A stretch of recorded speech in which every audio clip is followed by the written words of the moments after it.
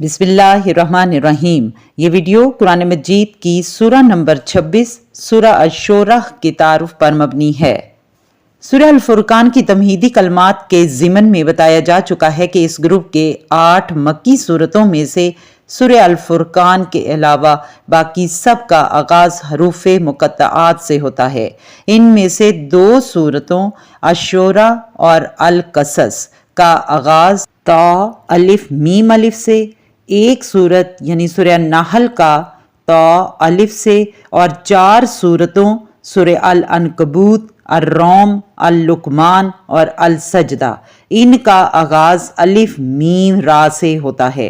इस ज़िमन में अज़ाफ़ी तौर पर यह भी नोट कर लीजिए कि कुरान की कुल 6 सूरतें अलिफ लाम मीम रा से शुरू होती हैं, जिनमें से सूरह अल-बकरा और सूरह आले इमरान मदनी हैं, जबकि मज़कूरा 4 मक्की हैं।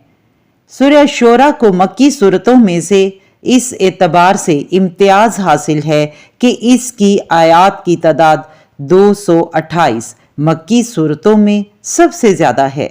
हुजम के एतबार से मक्की सूरतों में सूरह अल-आराफ सबसे बड़ी है, लेकिन इसकी आयात 208 हैं। सूरह शूरा अपनी छोटी छोटी आयात, तेज रिधम और मौसर सौती आहंग की बिना पर सूरह अल-हजर से ममासलत रखती है।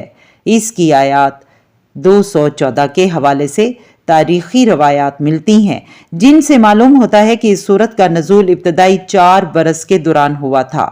वैसे तो इब्तदाई दौर में नाजिल होने वाली अक्सर व बेशतर सूरतें मुसहफ की तरतीब में सूरह कौफ के बाद यानी आखिरी मंजिल में रखी गई हैं, लेकिन सूरह अल-हजर और सूरह अल-शूरा को मशीयते इलाही से मुसहफ के दरमियानी हिस्से में रखा गया है, यानी पिछले ग्रुप में सूरह अल-हजर और इस ग्रुप में सूरह अश-शूरा। डॉक्टर इसरार अहमद के मुताबिक इस तरतीब में ये हिकमत है, मुमकिन है कोई और बड़ी हिकमत भी हो जिस तक उनकी रसाई ना हो, कि उन दोनों ग्रुप्स में यके बाद दीगरे बहुत सी ऐसी सूरतें हैं जो अपने अंदाज और मज़ामीन के एतबार से एक जैसी हैं। चुनाचे एक जैसी सूरतों की वजह से पैदा होने वाली यकसानियत को ख़त्म करने के लिए दोनों ग्रुप्स में मुख्तलिफ अंदाज की एक एक सूरत शामिल कर दी गई है, ताकि तलावत के दौरान इंसान की दिलचस्पी में कमी वाक़ई ना होने पाए। सूरह शूरा का ज़्यादा हिस्सा अंबिया रसूल पर मुश्तमिल है और इसमें भी उन्हें 6 रसूलों और उनके कौमों के वाक़यात की तफसील है, जिनका जिक्र इससे पहले सूरह अल-आराफ और सूरह हूद में आ चुका है। अलबत्ता इस सूरत में इन वाक़यात की तरतीब मुख्तलिफ है और हज़रत इब्राहीम अलैहिस्सलाम के जिक्र का इजाफा भी है।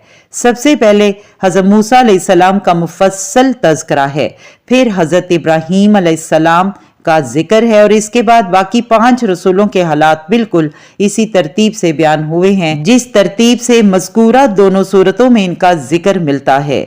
सूरत का आखिरी रकू खासा तवील है, जिसमें रसूलुल्लाह सल्लल्लाहु अलैहि वसल्लम से खिताब है और आप सल्लल्लाहु अलैहि वसल्लम की वसातत से दरअसल अहले ईमान को मुखातिब किया गया है।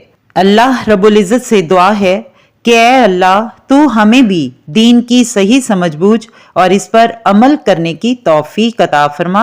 आमीन।